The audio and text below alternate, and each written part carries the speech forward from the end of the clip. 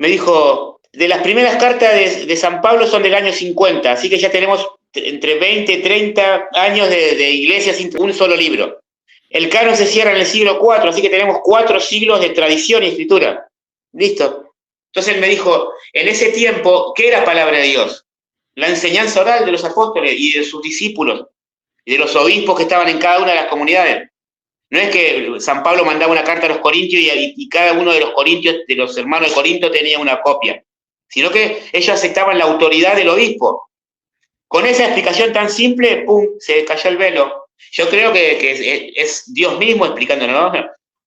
Pero lo usó mi amigo, porque ya le digo, él no me citó, paradójicamente, me derrumbó la sola escritura sin un solo versículo.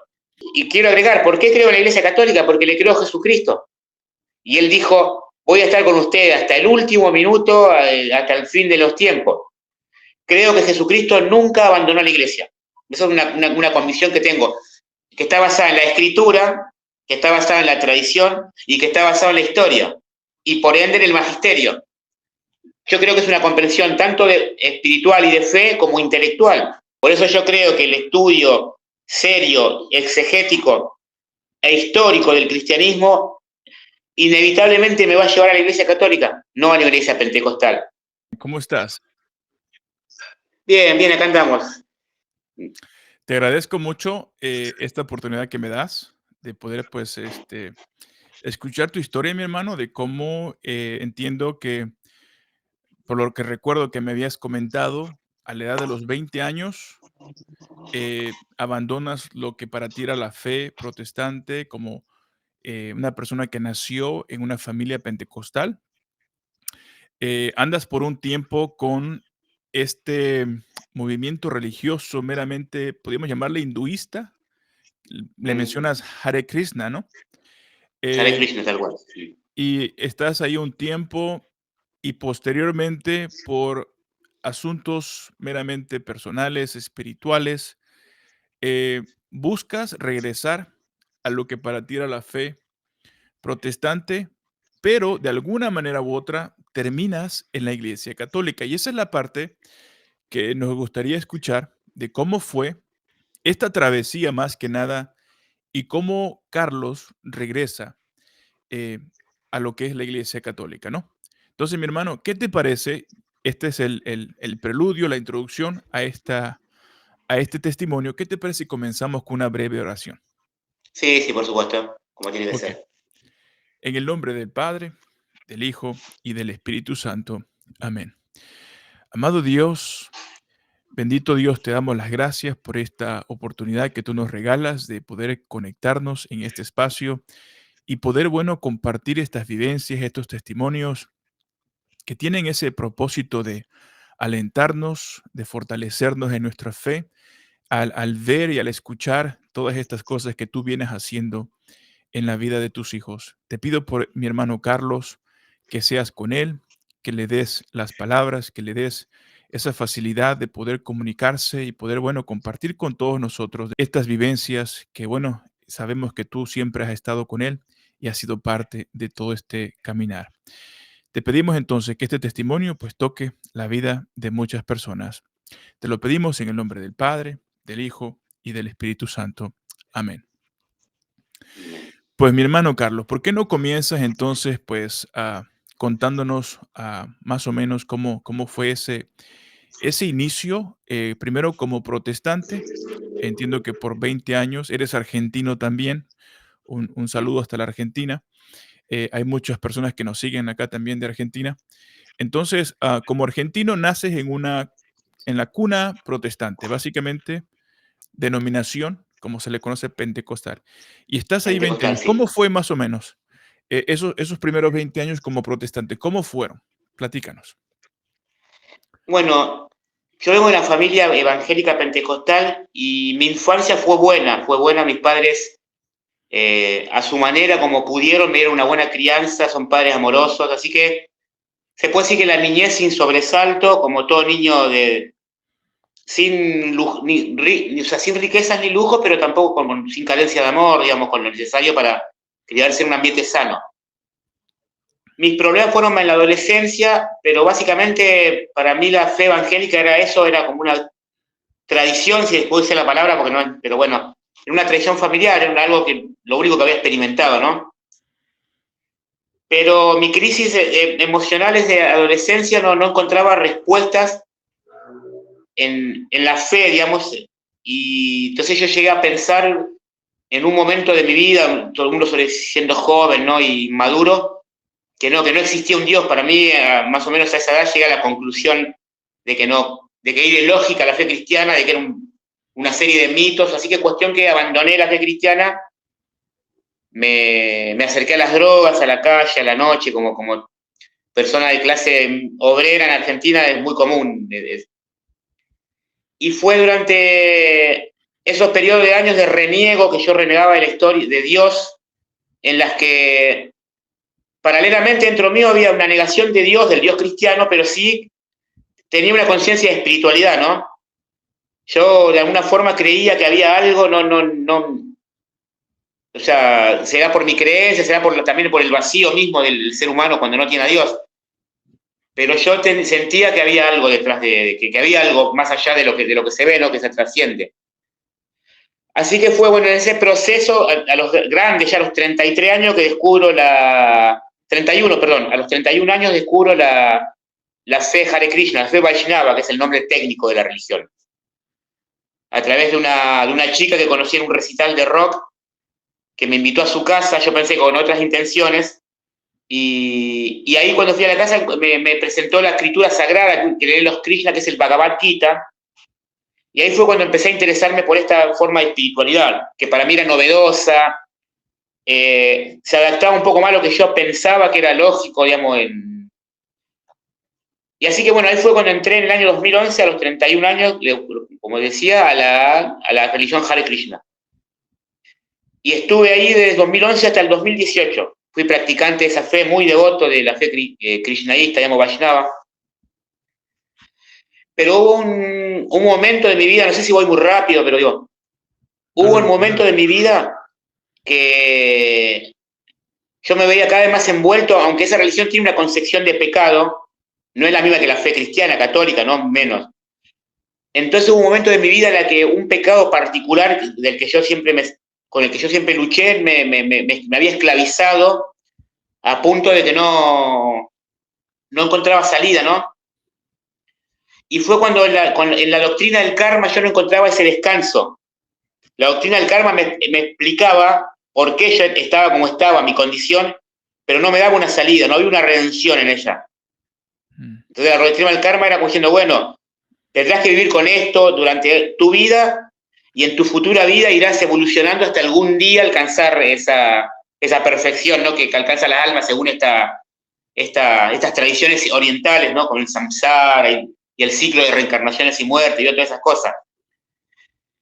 Ahí fue cuando en esa necesidad imperiosa, cuando me sentí totalmente manchado por el pecado, es cuando yo empecé a mirar la idea de la gracia y el perdón de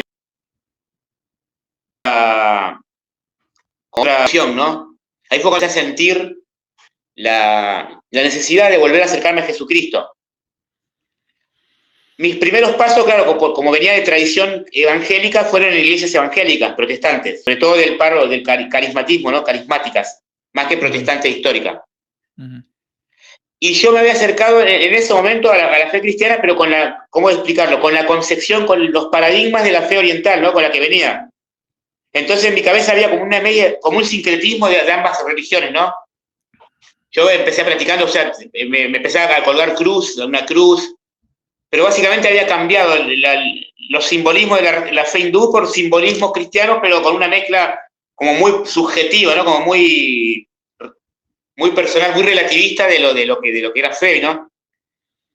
Pero ya le digo, ya en esta segunda oportunidad yo ya tenía otras herramientas intelectuales, sobre todo, que no tenía de joven. Y fue cuando yo justamente me acerqué a protestantes históricos, ¿no? A los protestantes ya más tirando a la reforma.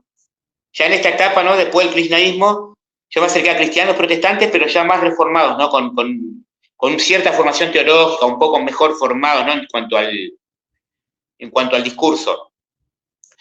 Pero había algo, en todo este tiempo yo nunca había desarrollado un anticatolicismo. Eso sí, era algo como que Dios me había guardado, ¿no? no eran esos anticatólicos que odian a la Virgen, que la odiaban, que la desprecian. Yo tenía una consideración por el cristianismo y paradójicamente una de las personas que me hizo llamar la atención fue un famoso predicador protestante, muy conocido, ya falleció él, llamado R.C. Sproul, el norteamericano. Sí. Que él hacía muchas menciones sobre San Agustín, el agustinismo, el origen agustiniano de las doctrinas reformadas que Calvino después deforma, ¿no?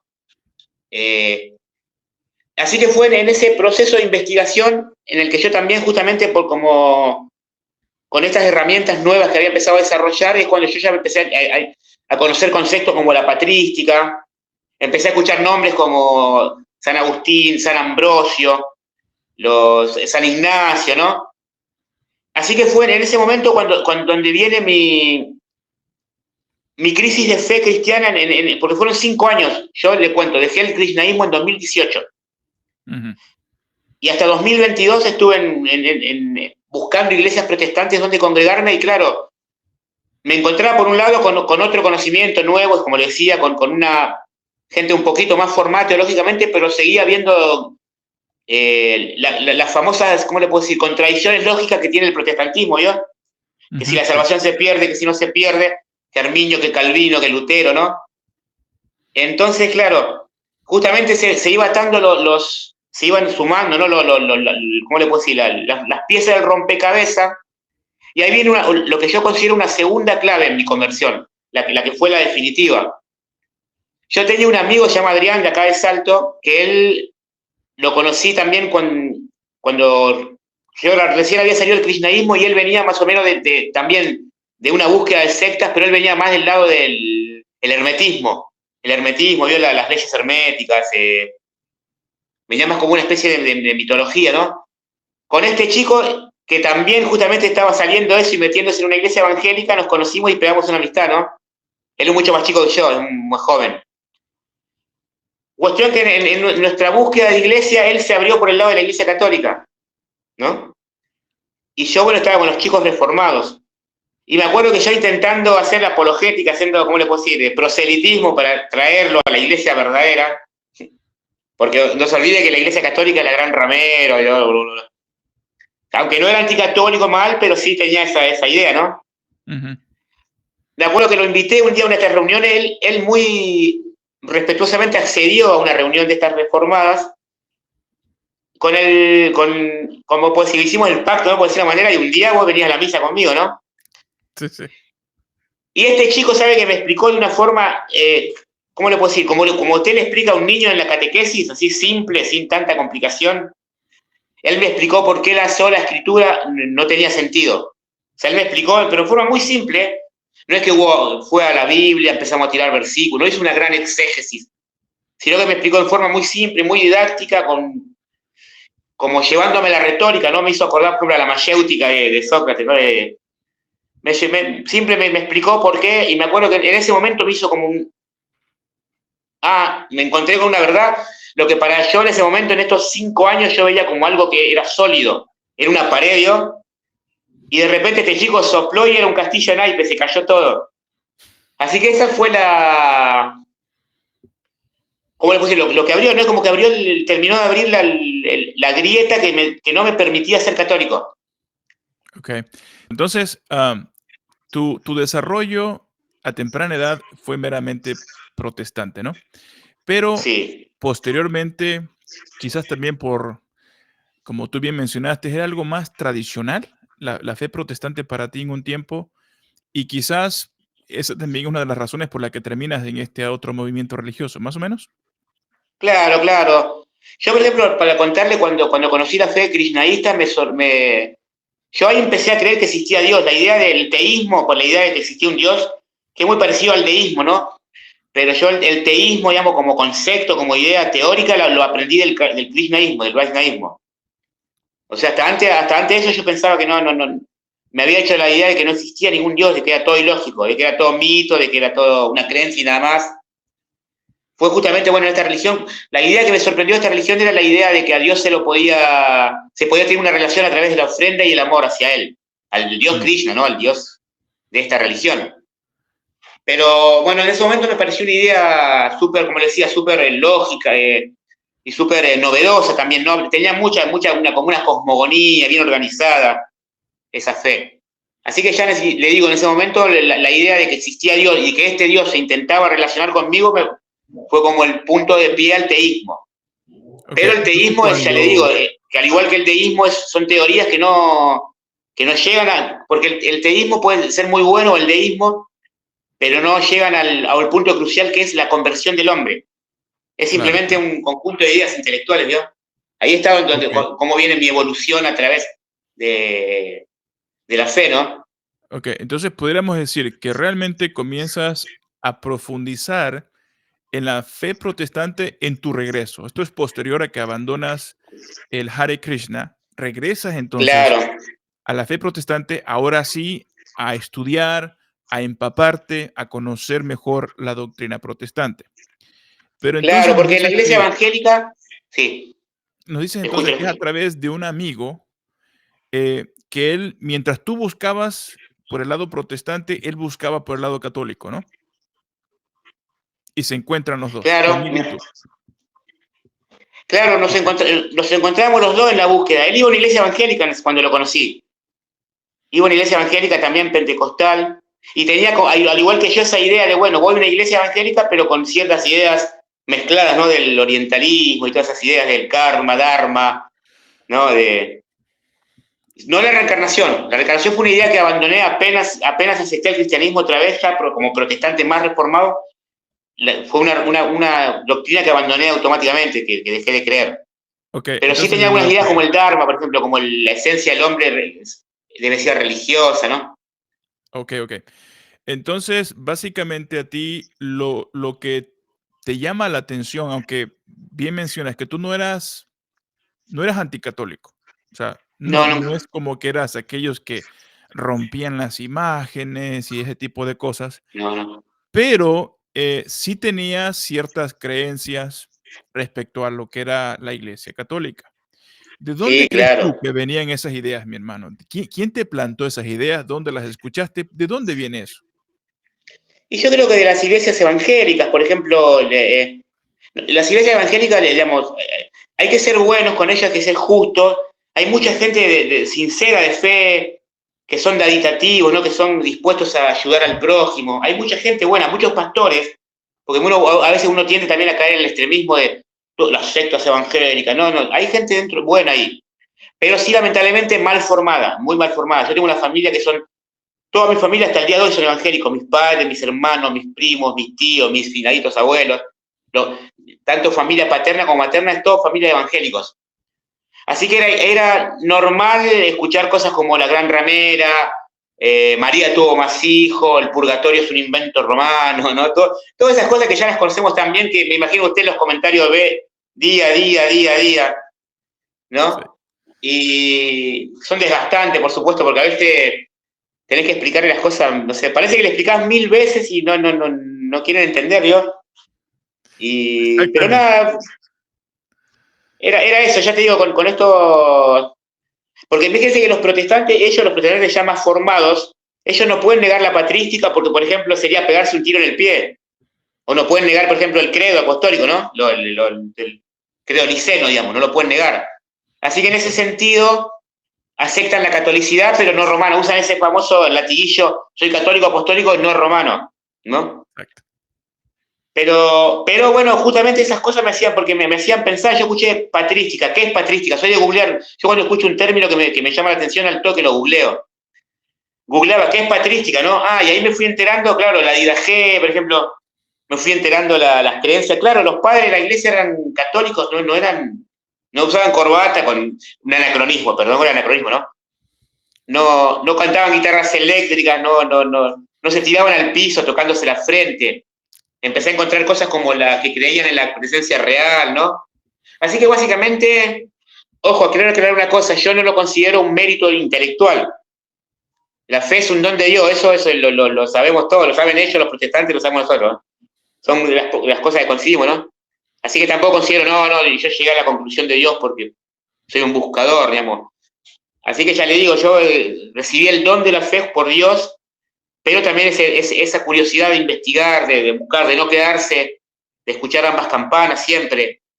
Así que fue un proceso muy bonito. Y yo pensaba que iba a ser traumático. Yo me acuerdo cuando hablé con mi amigo Adrián, porque le voy a contar la última vez que fui a una iglesia evangélica, iba a una iglesia metodista y había una mujer, con el respeto, ¿no? Que no suene machista, ¿no? Estaba hablando sarta de tonterías que para mi conocimiento ya de un poquito más formado que la juventud, yo la escuchaba y me agarraba la cabeza las cosas que decían, las cosas que decían, ¿no? La exégesis que hacía con los textos. Así que me acuerdo que salí llorando de ese lugar porque decía, Dios quiere que no vaya a ninguna iglesia. Y ahí empecé a pensar en la invitación de mi amigo Adrián. ¿Se ve? Porque yo pensaba, la única iglesia reformada que yo tengo cerca está a 168 kilómetros de aquí. Yo no tengo un auto, ¿vio? Entonces es como que decía, me sentía como que no tenía donde congregarme, una comunidad religiosa. Sentía que la necesitaba, sabía que necesitaba comprarme una iglesia, pero... Y ahí fue que me acuerdo cuando salí llorando, iba llorando el camino de la iglesia hasta mi casa, venía caminando llorando, y ahí fue cuando reconsideré, era un sábado, y dije, mañana voy a ir a la misa. O sea, fui a la iglesia evangélica el sábado y a mi primer misa, la primera vez en mi vida, el domingo. Así que fue que es una parroquia acá a 2 cuadras de mi casa, acá 3 cuadras, está la parroquia en la que yo congrego, en la que comulgo. ¿Sí? Entonces, estás regresando un poquito atrás, cuando tienes esa conversación con tu amigo, Adrián, me dijiste que se llama Adrián, tu amigo Adrián, que él te presenta el caso de la sola escritura. Sí. ¿Qué fue? ¿Tú recuerdas más o menos qué fue aquello porque más o menos aludiste como que es una venda que se te cayó de los ojos, ¿no? Porque en el movimiento protestante, la sola escritura es uno de los pilares fundamentales, ¿no? Claro. Entonces, aunque va a depender, va a variar según la persona, según su concepto, según su entendimiento de la sola escritura. Para muchos, sola escritura es, si no está en la Biblia, no lo creo.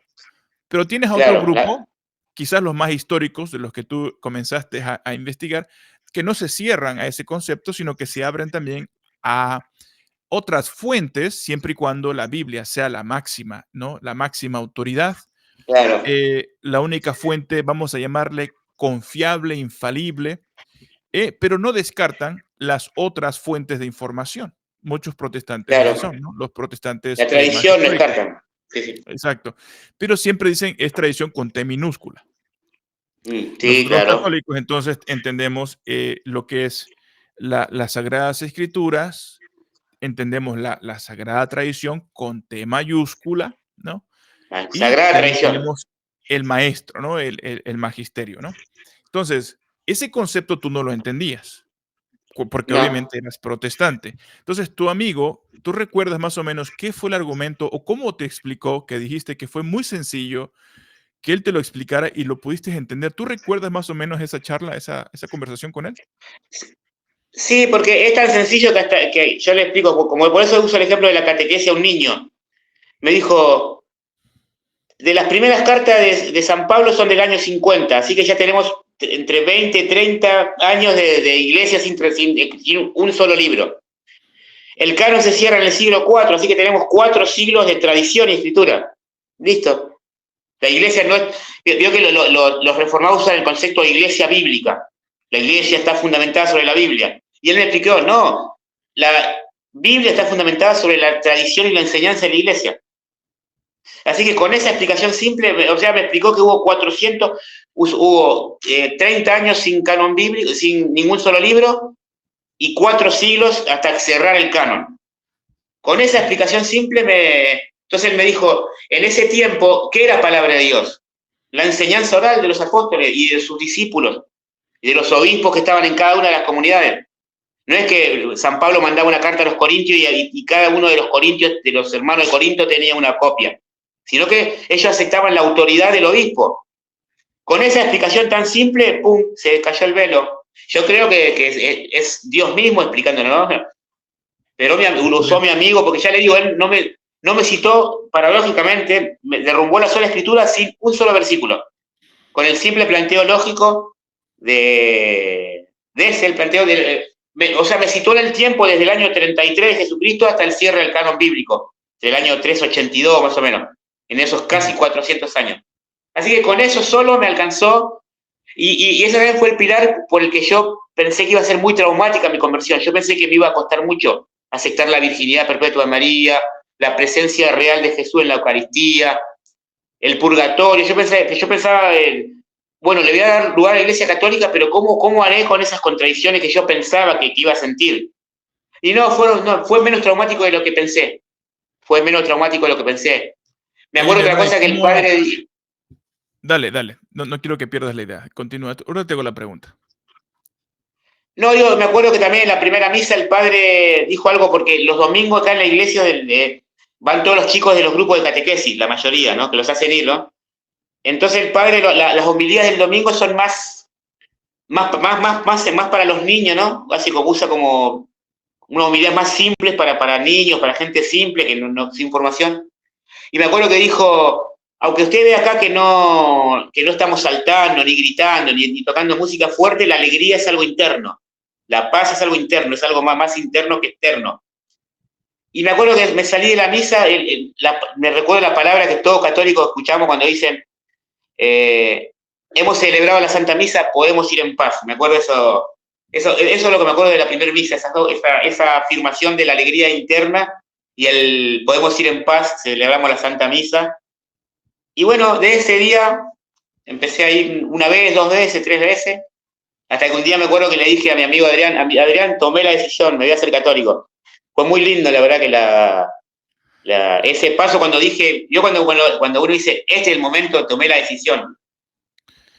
Antes que nos cuentes más o menos ya cómo es que regresas de lleno a la Iglesia Católica, ¿cómo resolviste el concepto? Porque muchos escuchan estos testimonios y lo primero que dicen, bueno, es que ustedes siempre dicen que la Iglesia Católica es la iglesia que Cristo fundó. En el concepto no católico, concepto fuera de la Iglesia Católica, exclusivamente hablando del protestantismo, se tiene la idea de que todo creyente, toda aquella persona que pone su fe en Cristo es parte de esa iglesia invisible. Es decir, tú y yo no sabemos quién es la iglesia, ¿no? Puede estar una parte de la iglesia, aquellos que son cristianos genuinos en México, otros en Argentina, en Norteamérica, en cualquier parte, ¿no?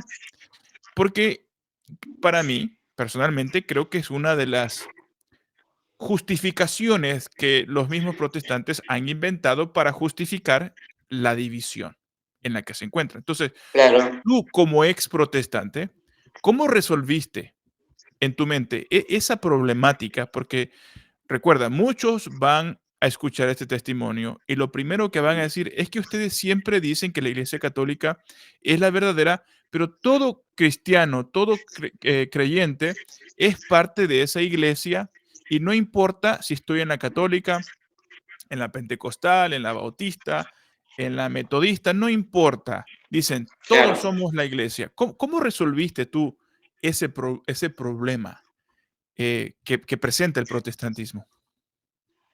Básicamente la explicación en lo personal fue más filosófica, teológica y filosófica. Por ejemplo, yo considero, hago una diferenciación entre verdades relativas y verdades objetivas. Por ejemplo, le voy a dar un ejemplo por ahí hasta absurdo, ¿no? La afirmación, en junio hace mucho calor, ¿es verdadera o falsa? Es dependiendo en el hemisferio en el que estemos, ¿no? Son verdades relativas. Pero, por ejemplo, decir Jesucristo fue un hombre y otro dice Jesucristo fue un fantasma con forma de hombre, no pueden ser verdades ambas. No es una verdad relativa. Y Jesucristo es... Recuerdo las palabras de San Ambrosio a San Agustín, cuando San Agustín San Ambrosio pregunta ¿dónde estará la verdad entre toda esta asamblea de paganos y maniqueos y adoradores de Mitra? Y San Agustín lo refuta, intenta refutarlo, diciéndole, o yo me pregunto si existe una verdad. Y entonces San Ambrosio le responde, hablando de San Agustín antes de San Agustín, cuando era maniqueo, ¿no? Y San Ambrosio le dice, no, Agustín, el hombre no encuentra la verdad lo encuentra el hombre. La verdad es una persona, es Jesucristo. El hombre debe dejarse encontrar por la verdad. Por eso yo creo que Jesucristo, siento firmemente que Jesucristo no es un concepto etéreo o subjetivo que cada cual le da el significado que quiere.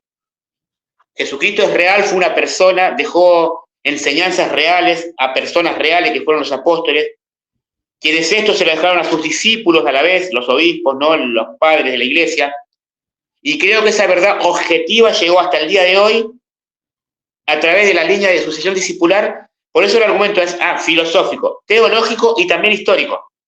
O sea, la idea de saber que, por ejemplo, Ignacio de Antioquía es de la misma iglesia que el apóstol San Juan. Ambrosio de Milán es de la misma iglesia que el apóstol San Juan. Tomás de Aquino, siglo III, XI, es de la misma iglesia que Juan, Pedro, Pablo, ¿no? Por eso, básicamente, yo creo que la iglesia, creo en la catolicidad de la iglesia, creo en la catolicidad de la iglesia, creo en la veracidad de la iglesia. Por eso cuando recitamos el credo lo recito siempre muy consciente, nunca lo repito así como de boca, nada, va ninguna de las oraciones de la misa, obvio. Pero cuando la parte del credo, ¿no? Cuando se recita el credo, yo siempre soy consciente de cada una de las afirmaciones y la digo tanto con la boca como con la mente y con el corazón. A alguno le puede sonar circular el argumento, pero yo creo en la Iglesia Católica. Creo que la Iglesia, y porque también, y quiero agregar, ¿por qué creo en la Iglesia Católica? Porque le creo a Jesucristo. Y él dijo, voy a estar con ustedes hasta el último minuto, hasta el fin de los tiempos. Por eso yo creo que aunque la Iglesia en la época oscura se corrompió, ¿no? Hubo gente corrupta, sobre todo cuando en el proceso que pasa de ser perseguida por el Imperio Romano a ser la religión oficial del Imperio Romano, con Constantino, el Edicto de Milán. Yo creo que ese proceso, aunque hubo corrupción, hubo hasta papas corruptos, cosa que todo católico sabe, cualquier católico formado, creo que Jesucristo nunca abandonó la iglesia. Esa es una convicción que tengo, que está basada en la escritura, que está basada en la tradición y que está basada en la historia, y por ende en el magisterio. Así que no sé si mi respuesta es, pero básicamente es, yo creo que es una comprensión tanto espiritual y de fe como intelectual. Yo creo que Dios, o sea, lo que nos diferencia de los animales, que somos imagen y semejanza de Dios, dice, es porque podemos pensar, razonar. Por eso yo creo que el estudio serio, exegético e histórico del cristianismo inevitablemente me va a llevar a la Iglesia Católica, no a la Iglesia Pentecostal. Eso creo que fue un poco la comprensión a la que llegué con tantos años de leer, de buscar también de corazón a Dios. Sí, uno de los, quizás para añadir a lo que estás compartiendo con nosotros, uno de los ejercicios que yo personalmente me hice es algo muy parecido a lo que tú hiciste. En mi caso, por ejemplo, yo me puse a meditar. Si yo pudiera ir al pasado, ¿no? Asumiendo que se pudiera viajar en el tiempo, ¿no? Y retrocedo en el pasado y, no sé, vamos a suponer que retrocedo 200 años. Entonces yo me ponía a pensar, muchas de las congregaciones protestantes, denominaciones enteras, desaparecerían. O sea, no hay una evidencia de que hayan existido 200 años atrás, porque muchas de ellas apenas nacieron hace 10, 20 años. Entonces, yo así hice ese ejercicio, básicamente, y yo, entre más recorría hacia el pasado, más me daba yo cuenta que muchas de las congregaciones, denominaciones iban desapareciendo poco a poco. O sea, al final eran contados con los dedos de la mano que yo podía decir, no, pues nada más existía esta iglesia. Pero entre más voy hacia el pasado, Claro. los tiempos de los apóstoles y de los que fueron allegados a los apóstoles, podemos ver que solamente había una iglesia. Una iglesia. Todas aquellas congregaciones plantadas por los mismos apóstoles y los sucesores, todas ellas eran una misma iglesia. Todas ellas fueron y recibieron ese depósito de fe por medio de la enseñanza de los apóstoles. Es decir, todas aquellas congregaciones eran compuestas por personas de manera visible, tangible, y todos ellos se apegaban a una misma doctrina, compartían la misma fe, tenían los mismos sacramentos y también estaban bajo una misma autoridad. Entonces, así es como yo más o menos me di cuenta entonces que desde un principio siempre ha habido una iglesia que está unida en sí en una perfecta comunión. Obviamente que habían desacuerdos, siempre lees la Claro, carta a los Corintios, por ejemplo, te das cuenta que los cristianos desde un principio buscaban, no sé, dividirse, ¿no? Tú sabes, donde está el ser humano va a haber pecado y obviamente donde hay pecado, pues también hay discordia, hay divisiones, ¿no? Entonces yo, en lo personal, pues así fue como yo comencé a entender este concepto de que realmente hay una sola iglesia. Y yo decía, si los apóstoles pudieran estar entre nosotros el día de hoy, ¿a cuál iglesia protestante irían? Ya que las claro, cantidades son increíblemente abrumantes, ¿no? O sea, se dice, sin exagerar, que hay 40,000 denominaciones a nivel global. Y obviamente hay una vasta pluralidad, ¿no? De doctrinas contradictorias.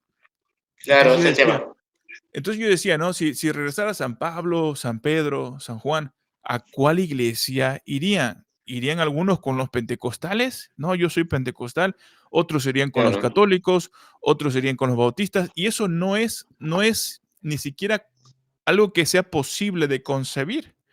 Porque en claro, el no, primer no, siglo comenzamos a ver, como bien mencionaste, que estos primeros cristianos tenían las mismas doctrinas que los católicos tenemos hasta el día de hoy. Y esto es algo que quisiera yo también enfatizar, y es que la mayoría de los hermanos protestantes son simplemente personas que se enfocan de lo que hizo Martín Lutero para acá, de la Reforma claro, Protestante para acá, rara vez se remontan a lo que pasó, ¿no? A la historia anterior a Martín Lutero, porque la mayoría, pues, reconoce que es meramente historia católica. Entonces, así más o menos fue como yo hice ese ejercicio, algo parecido también a lo que tú dijiste, ¿no? Que la iglesia tiene que estar bajo una misma autoridad, tiene que estar bajo una misma fe, una misma enseñanza. Entonces, volteamos a ver a nuestros hermanos protestantes y vemos que pues están muy lejos de estar bajo una misma fe, una misma enseñanza y una misma autoridad, porque cada grupo pues tiene su propia doctrina, tiene su propia autoridad, ¿no? Entonces, mi hermano, ya avanzamos, ahora sí, ya tienes la convicción de que la Iglesia Católica es la Iglesia histórica, es la Iglesia verdadera, ya no crees más en la sola escritura. ¿Tú más o no, menos no. recuerdas a ese punto de la sola escritura cuando dices, ya no creo más? ¿Qué fue adicional lo que te platica tu amigo? ¿Cuál fue una parte débil de lo que es la sola escritura? Si tú pudieras decirle a un hermano protestante que nos esté escuchando que se apega a la sola escritura, ¿qué tú le pudieras decir a ese hermano respecto a esas fallas, esos, no sé, vamos a llamarle esos huecos, ¿no? Débiles que Sesgo, hay claro. sí, en lo que es la sola escritura. ¿Qué le pudieras decir? Ya que eso fue lo que a ti te trajo a la Iglesia Católica. No, y explicarle eso, primero que vamos de lo simple y básico, la sola escritura no está en la Biblia. No hay un texto que diga, "Ah, y aceptaréis solo las enseñanzas que está ahí escrita". Lo encuentro en la escritura, segunda Tesalonicense 2:15. O sea, sigan tanto lo que les enseñamos como por escrito como por oral. Así que lo encuentro en la escritura, que la tradición la encuentra en la escritura y la sola. O sea, es tan lógico y a veces risible pensar que el fundamento está en la escritura. Y es justamente si no está en la escritura, no es verdad. O sea que es una contradicción lógica por sí, digamos, de por más. Yo creo que es el ejercicio de pensar, por eso le decía que mi amigo, no le repito, no me citó un solo versículo bíblico. Yo ahora le cité, por ejemplo, segunda de Tesalonicenses como para reformar, para decir por qué creo en la tradición tanto en la escritura. Pero él no hizo, él simplemente me llevó al ejercicio lógico de ver la historia cronológicamente. Me llevó a través de las décadas y siglos en pocos minutos del desarrollo del cristianismo. Así que eso básicamente le diría a un hermano protestante, tu fundamento doctrinal de que todo tiene que estar en la Biblia no está en la Biblia. Eso sería un poco la retórica, un poco a modo de chiste, ¿no? Con el respeto que se Ujú. merecen, por supuesto. Pero ese básicamente sería el argumento que le podría decir a un hermano protestante, a un hermano separado. Y déjame agregar algo, le diría que le den una oportunidad a la Iglesia Católica porque cuando conocen la Santa Misa ya no volvés a ver los circos estruendosos, las manifestaciones. Por ejemplo, no iría si me dicen un lugar, vamos a un lugar donde hay milagros y no sé, y te van a crecer las piernas, no iría. No iría ni si fuera, ni sabiendo que son milagros reales los que pueden pasar ahí. O sea, si yo no podría reemplazar la Santa Misa, la solemnidad de la misa, las oraciones de la misa, el centro, Cristo, el sacrificio de la misa, que es el sacrificio de Cristo, ¿no?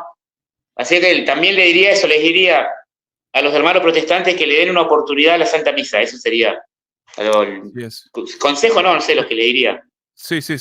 Muy bueno, porque también a veces cuando las personas me hacen la misma pregunta, yo también les respondo que de haber estado en el primer siglo, en Hechos 15, ¿okay?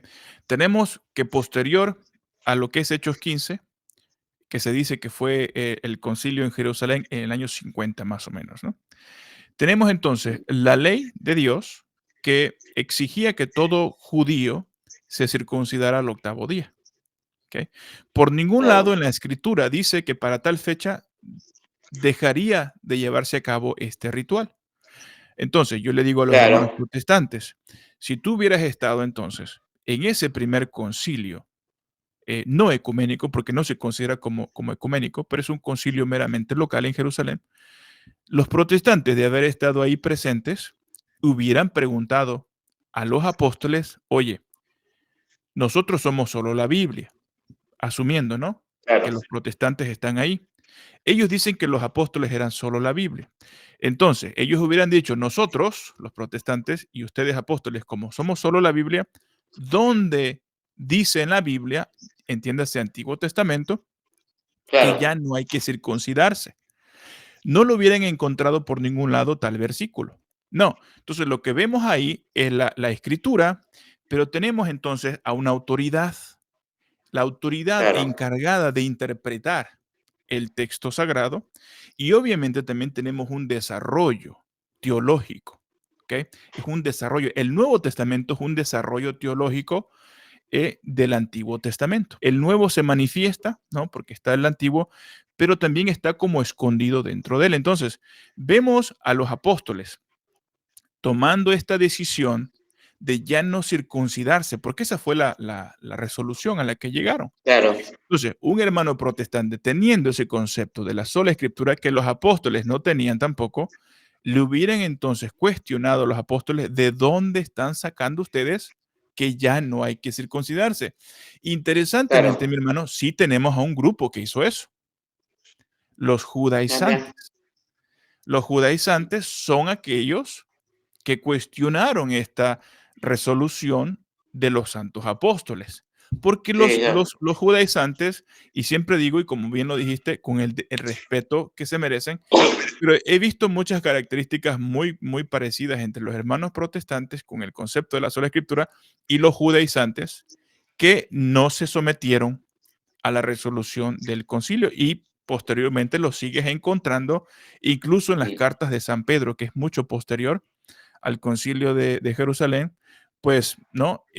Confundiendo a aquellos cristianos que eran alcanzados y evangelizados por los mismos apóstoles, ¿no? San Pablo mismo escribe fuertemente en contra de los judaizantes, ¿no? Entonces ahí tú puedes ver que los apóstoles no eran solo la Biblia, porque de haber sido solo la Biblia, pues hasta el día de hoy se seguirían circuncidando los cristianos, ¿no? Entonces ahí vemos en ese pasaje de Hechos 15, vemos entonces la escritura, porque se menciona la escritura en la resolución. Tenemos entonces a los apóstoles que eran el magisterio y obviamente tenemos lo que es la enseñanza oral que surge, ¿no? También de aquel concilio. Y vemos perfectamente este tripié católico. Entonces, ya tienes entonces esta plena convicción, mi hermano Carlos, dices, la iglesia es católica, es la iglesia verdadera, yo en obediencia tengo que hacerme católico. ¿Qué fue lo que hiciste? ¿Cómo fue el primer paso? ¿Hablaste con algún sacerdote, un laico? Me acuerdo, fui y le dije al padre, después de la misa, que había tomado la decisión. Me abrazó, me dijo bienvenido a la casa, me dijo, no somos perfectos, pero lo que importa es la doctrina. Así que ahí me mandó con Gilda, que es la catequista, una hermana histórica, con una señora mayor, pero ferviente catequista, amante del catecismo, de ella catequiza todo. Y así que, bueno, le dije, me dijo, andar a hablar con Gilda, y así que ella me empezó mi etapa de catecúmeno, digamos. Ya empecé a tener unas primeras entrevistas con ella, porque ella le da básicamente catecismo a los niños, ¿no? Pero bueno, Así que como yo venía con una base doctrinal, por ejemplo, con ciertas doctrinas más o menos aprendidas, entonces me fue un poco más fácil y más llevadero también el tema de entender la doctrina del pecado, la naturaleza caída, ¿vio? Pero ese fue me acuerdo que después de la misa, después de una tercera o cuarta misa que fui, me acerqué al padre y le dije, padre, ya oficialmente hoy me ha decidido por ser católico. Creo que fueron, no recuerdo, pero fueron 3 misas, creo, o una cuarta, no recuerdo. Y no, y eso fue eso simple. Así que bueno, básicamente a los pocos meses me bauticé y después me confirmé, así que ya estoy confirmado, digamos, bautizado. Wow. Sí, bueno, estoy en casa hace rato ya, es muy. Amo a la iglesia, le cuento que amo a la iglesia, los que vean esto, amo a la iglesia, la defiendo, no ciegamente, porque si hay que criticar errores del pasado, se los critica, ¿no? Pero la amo con todo mi corazón, la considero mi casa. Y amo también esa catolicidad de que en todos lados tengamos el mismo símbolo, la misma creencia, el mismo credo. Cosa que me desesperaba del otro porque no encontraba esa unidad en la doctrina. Me desesperaba muchísimo, ¿no? Y tampoco las raíces. Así que ya le digo, estoy enamorado de la iglesia, la amo con toda mi alma. Amo a cada hermano, amo a los apologistas, el trabajo que hacen. Me encantan los símbolos que representan la iglesia, las oraciones. Amén. Yo también me he enamorado mucho de la iglesia y de su doctrina. Es hermosa. Entonces, mi hermano, ¿por qué todos deberíamos de ser católicos? ¿Qué le pudieras tú decir a alguien que te pregunta, ¿por qué todos deberíamos de ser católicos? Yo creo que todos deben ser católicos porque es la promesa que Dios le hizo a Abraham, que se cumplió en Jesucristo, y toda lengua, tribu y nación se arrodillará, y eso es el concepto etimológico de la palabra católico. Y creo que si bien existen las otras iglesias católicas de Oriente, ¿no? Las iglesias Ujiri, ¿no? Creo que la iglesia católica es, al menos la de este lado del mundo, la que trajo durante 20 siglos, conservó el mensaje que hoy sigo creyendo.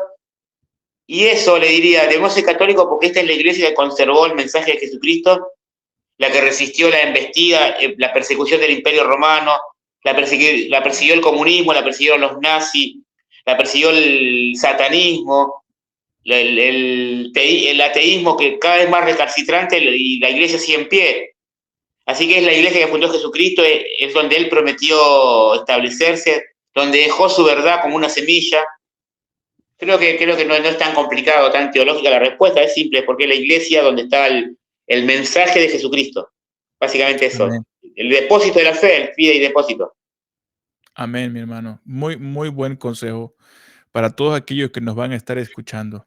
Jesucristo dijo que iba a establecer una sola iglesia y a ella le dio la promesa de estar con ella todos los días. Por eso, si una iglesia no se remonta a los días de Cristo, no es la iglesia verdadera, porque la iglesia verdadera no puede dejar de ser. Es contra las mismas palabras de Cristo. O sea, cuando los hermanos se ponen a argumentar, siempre les digo, mi hermano, ¿quién fundó tu iglesia? Claro, o creer que en el siglo V, o en el siglo VI, o en el siglo VII desapareció todo de la iglesia católica, todo vestigio de Cristo. Eso no puede ser. Lo haría Cristo mentiroso.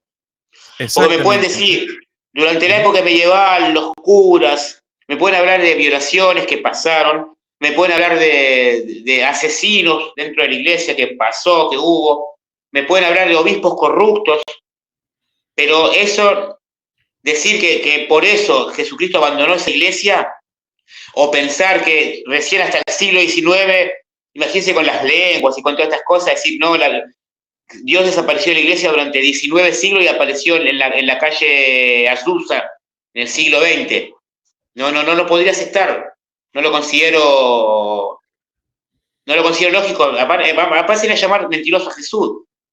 Así es. Así es. La sola fide, por ejemplo, la idea de que solo por fe no tiene sentido. O el solo Cristo, digamos, yo pensaba, pero Cristo sí, iglesia no. Como si fueran cosas separadas. No podría aceptar esas doctrinas, aunque no sé, aunque tenga una mala experiencia, ojalá que no, pero si un día tuviera una mala experiencia con algún hermano o con el padre de la iglesia, aún así yo creo que no podría quedar enojado, decepcionado con esa persona, pero no con la iglesia. Porque estoy seguro que Jesucristo, como le decía hoy, aunque se haya corrompido, no sé, vamos a decir un número, el 80% de los cristianos en algún momento de la historia creo que, no sé, 90%, creo que ese 10% que se mantuvo era el que se mantiene en la promesa de yo estaré con ustedes todos los días hasta el fin del mundo. Le creo a Jesucristo, básicamente es porque le creo a Jesucristo. Amén. Yo también le creo, mi hermano. Jesús Yo le dio creo. esa promesa y lo podemos ver tal cual. O sea, no hay manera de que una iglesia, una institución religiosa perdure 2000 años con todos los ataques, con todos los escándalos y la iglesia sigue en pie, mi hermano. O sea, Jesucristo verdaderamente cumple lo que promete. Y él dijo, voy a estar con ella todos los días. En esa promesa de todos los días también tiene la implicación de que la iglesia no va a desaparecer ni un solo día, porque él está con ella No, todos los días. Entonces, cuando un hermano dice es que mi iglesia la fundó Jesucristo, yo le digo, entonces tú puedes mostrarme la historia de tu iglesia que se remonta a los días de Cristo y siempre la respuesta es no. No puedo. es que no ¿Cuándo se nació puede. tu iglesia? ¿Cuándo surgió tu iglesia? No, pues mi iglesia surgió hace 50, 60 años. Entonces no puede ser la iglesia de Cristo, porque la iglesia de Cristo se remonta hasta los días de Jesucristo mismo. Y por eso la sucesión apostólica es tan, pero tan importante. Para modo de que nosotros podamos tener un mensaje fiel, el depósito de fe, es necesario que ese mensaje sea transmitido de generación en generación. De lo contrario, cualquier persona se levanta y dice, yo hoy voy a ser el fundador de una denominación, voy a predicar mi propia verdad, pero surgen preguntas y uno dice, bueno, ¿quién te está ordenando a ti? ¿Quién te está dando a ti la autoridad? ¿Quién? Sí, En sí. esencia, o sea, por eso la sucesión apostólica es tan, pero tan importante y la vemos en las mismas Sagradas Escrituras. Por ejemplo, ahora que recuerdo, en el libro de los Hechos, tenemos a San Pedro, el líder de la iglesia, haciendo una convocatoria para reemplazar a uno que ya no estaba. Dice uno, ¿y de dónde viene esa idea? ¿De dónde surge esa necesidad de reemplazar a Judas Iscariote y volver a poner a alguien ahí? Se cita brevemente un salmo, pero ese salmo no te dice textualmente que tenía que llevarse a cabo pues esta sucesión apostólica, que cuando no estuviera Judas se pusiera a Matías, creo es, ¿no? No Entonces, tiene.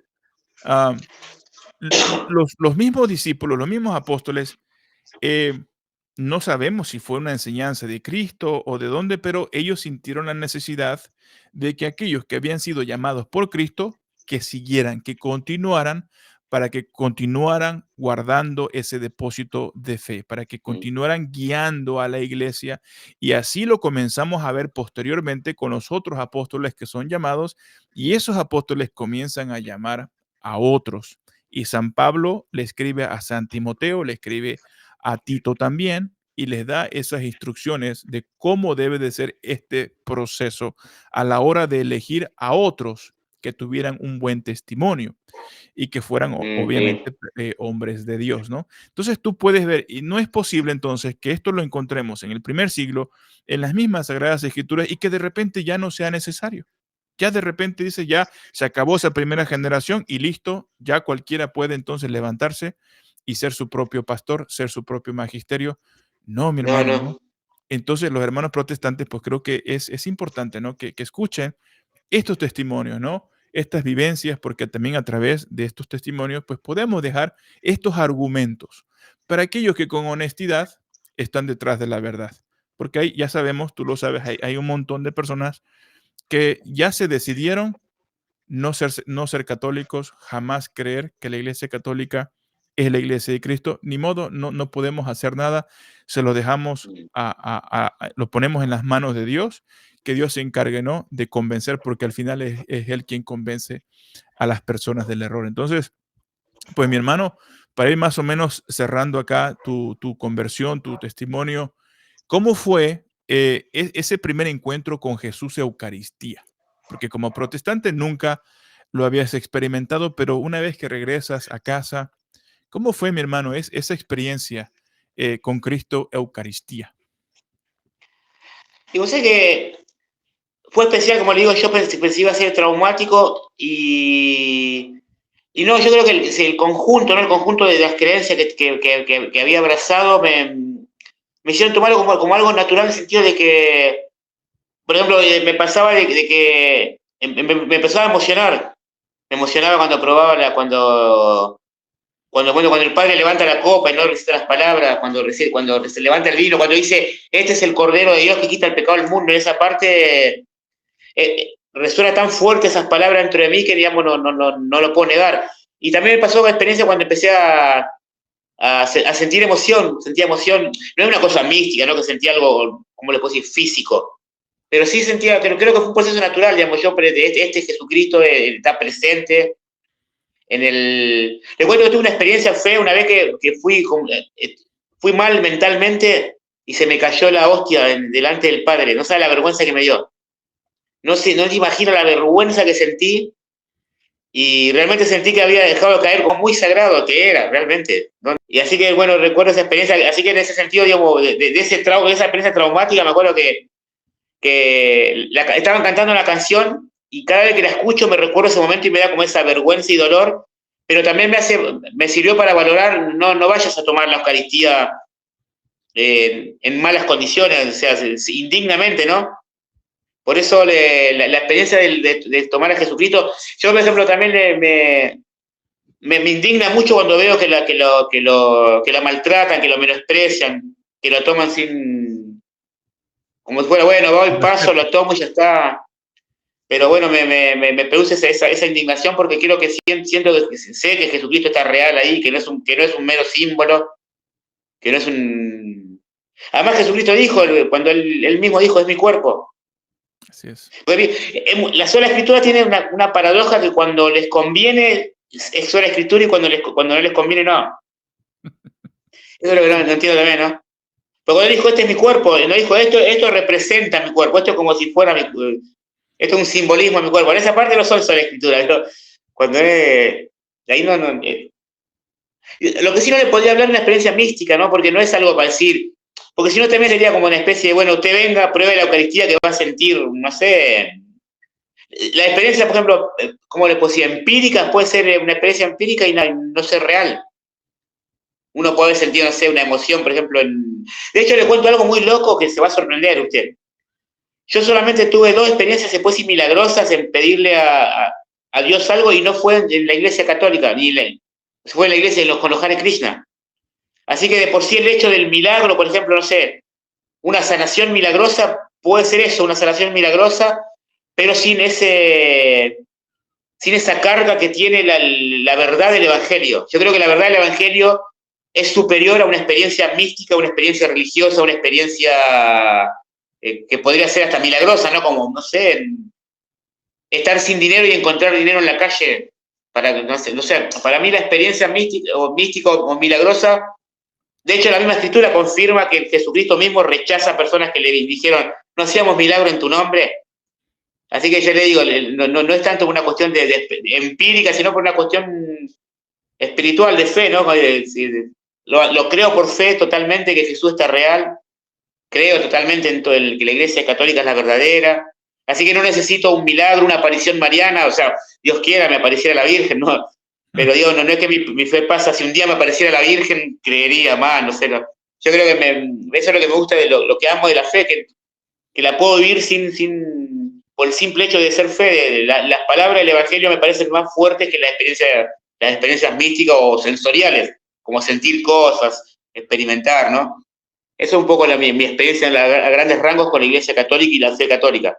Soy muy nuevo en esto, recién van a ser 4 años como católico. 4 años como católico, wow. ¿Y tu familia, mi hermano? ¿Qué pudiéramos decir de tu familia? ¿Todavía ellos siguen siendo protestantes, me imagino? Sí. Ellos lo que tienen sabe que, por ejemplo, como me ven bien y también mi testimonio en estos años de experiencia, no son 3 años, pero no 4. Que ellos como me ven bien, por ejemplo, tampoco hubo en mi casa con mi familia directa, mis padres, mi hermano, ellos aceptan a la Iglesia Católica, le tienen cariño al padre, por ejemplo, porque me ven que me ayuda también. Así que si bien no dieron el paso de la conversión a la fe católica, son gente muy grande, con creencias muy arraigadas. Sí, por ejemplo, en mi casa no hay una guerra religiosa, yo vivo al lado de mis padres, ellos viven acá al lado, acá a unos metros de mi casa. Y, por ejemplo, a veces almorzamos todo, yo le hablo a ellos de la fe católica, les hablo de cuestiones teológicas. Y, por ejemplo, vos sabés que es muy linda la aceptación que tienen, el respeto, no son tampoco anticatólicos, eso es muy lindo también, ¿no? Tuve un problema con mi tío, que mi tío es pastor, pero mi tío es un poquito más soberbio, es una de esas personas que... Pero bueno, básicamente, la otra vez él me dijo algo muy insultante que me pareció y ofensivo y lo bloqueé WhatsApp, ¿no? Pero bueno, ahora nos cruzamos y lo sigo hablando, lo saludo con un beso, todo. Solo que no le quiero dar pie, porque tampoco, yo creo que a veces cuando uno por ahí se pone a discutir con una persona que no quiere escuchar, termina generando el efecto contrario. Yo creo que sería más católico decir, bueno, está bien. Si no querés aceptar, lo dejamos así, ¿no? Porque hasta llegó a la blasfemia, dijo una cosa, y no la quisiera reproducir para no molestar a las personas que puedan estar escuchando católicas, ¿no? Pero ya le digo, mi familia en directa, que son mis padres y mis hermanos, están muy contentos y mi testimonio, mi comportamiento, al menos les da pie a pensar bueno, esta persona tiene algo de Dios y ese algo de Dios lo está en la Iglesia Católica. Por ejemplo, ellos aceptan la idea, mi familia acepta la idea de que en la Iglesia Católica se puede ser salvo. O al menos yo estoy esforzando en explicárselos también. Es una cosa, es un buen punto, ¿no? Por ser que son pentecostales, yo creo que es bastante, creo que Dios le permite. Es bastante, ¿cómo le puedo decir? Es su máximo de tolerancia y de aceptación, digamos. Es buena gente, igual, son buenos. Podemos decir que es un gran paso, ¿no? Un gran logro.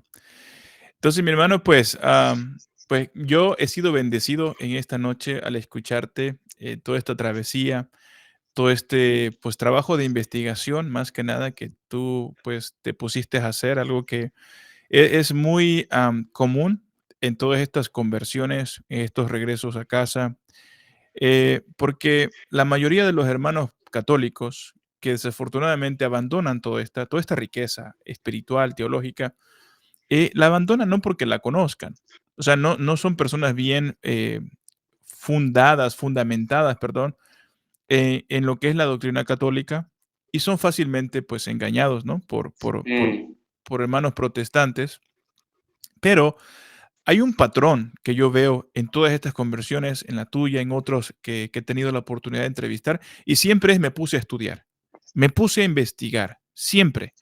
Entonces, a la inversa ves a un montón de personas porque todavía el flujo del protestantismo al catolicismo es mayor. Entonces, hay muchos que abandonan la iglesia diariamente, la iglesia católica, pero es porque no fueron catequizados, no fueron formados realmente. Sí, y no saben lo que están dejando. Por eso es que a través de estos testimonios queremos que la gente escuchen la belleza de la Iglesia Católica, todo lo que tenemos, esta riqueza espiritual que tenemos, y más que nada que ellos pues también que mediten en que han abandonado, en fin de cuentas, siempre yo he dicho, con que un católico sepa que la Iglesia Católica es la iglesia original, la iglesia que Cristo nos dejó, y que en ella tenemos todos los sacramentos, incluyendo la santa y bendita Eucaristía, mi hermano, con eso, una persona que sepa, que esté bien convencido de esto que te menciono, pues difícilmente la abandonará. Pero, pues como yo repito, hay muchos que se han ido por no conocer ni siquiera lo básico, ¿no? Y una vez que se van, es bien difícil que regresen. Pido personas como tú, como yo, que hemos regresado, gracias a Dios, es también porque honestamente, ¿no? Abrimos nuestro corazón, abrimos nuestro entendimiento y dejamos que el Espíritu Santo, pues, obrara en nosotros y recibimos esa verdad, recibimos esa información. Toda persona que se cierra al Espíritu Santo, que se cierra a la verdad, por más que le demos argumentos, por más que les pongamos testimonios, no va a creer, no va a aceptar, porque ya decidió en su corazón no creer. Entonces, pues yo te agradezco, mi hermano Carlos, que hayas tomado pues de tu tiempo para compartir con nosotros y quizás recordarle a los hermanos de que esto es bien importante que pues nos apoyen también para difundir estos testimonios, pues dándole me gusta, eso es bien importante para que esta plataforma sepa que te ha gustado el video y lo siga promoviendo con otras familias. También, bueno, que lo compartan, ¿no? Con amigos y familiares y también que se suscriban a este espacio también para también poder alcanzar pues a muchas más personas con estos bellos testimonios que nos bendicen, que nos fortalecen verdaderamente como católicos.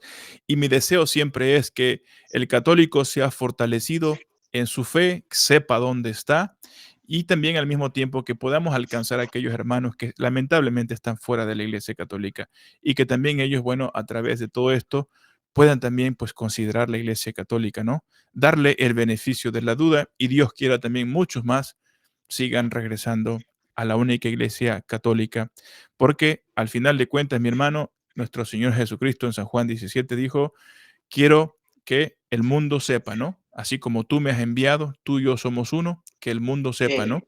Que tú me has enviado y que seamos y que todos seamos uno verdaderamente. Entonces, ese es el deseo de nuestro Señor Jesucristo en San Juan 17, que todos seamos uno verdaderamente. Entonces, pues yo te doy las gracias, mi hermano, una vez más por este bello testimonio que nos compartes. No sé si quieras añadir algo último para ir ya cerrando, algunas últimas palabras. Voy a decir una frase para los católicos que estén mirando, para todos los católicos que estén mirando, si ven ojalá haya hermanos protestantes mirando, que sea de bendición. No olvidemos esta frase que es muy común, la dice el padre Rabasi, el padre Toro, católico formado jamás será engañado. Así que, mire, yo les cuento, yo tengo educación primaria, no tengo educación ni secundaria, no, creo que ustedes en sus países lo llaman high school, no recuerdo cómo, acá se llama secundario, ¿no? Yo soy una persona con solo formación primaria, y aún así he hecho una profunda investigación sobre la historia del cristianismo, sobre la patrística, sobre teología. Repito otra vez, no es una virtud de mi intelectualidad, es un don de Dios.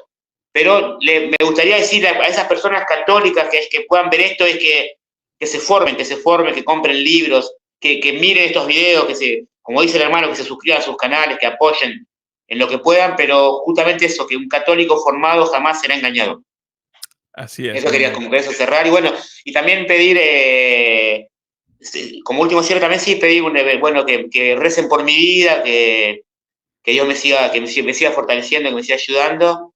Y ahora una última cosita más le puedo pedir, no sé si usted está enterado de un caso en Argentina, ahí desapareció un niño hace un mes, está todo el país preocupado por ese chico en León, un chico de 5 años, así que bueno, si le pueden recordar, se llama Loan, es un chico que está Ok. desaparecido, no sabemos si está con vida, estamos todo el país pendiente de él y bueno, y estamos rezando por él, así que eso, bueno, quería aprovechar este momento para decir eso de paso, que recuerden Wow. ese nombre, Loan, si pueden, aunque sea rezar Lo, un rosario por él, una Ave María, y nada, agradecerle por este espacio, hermano, la verdad que es un placer para mí, un honor y de gran bendición, y bueno, y eso, que muchísimas gracias a usted y a todas las personas que pueden haber visto esto.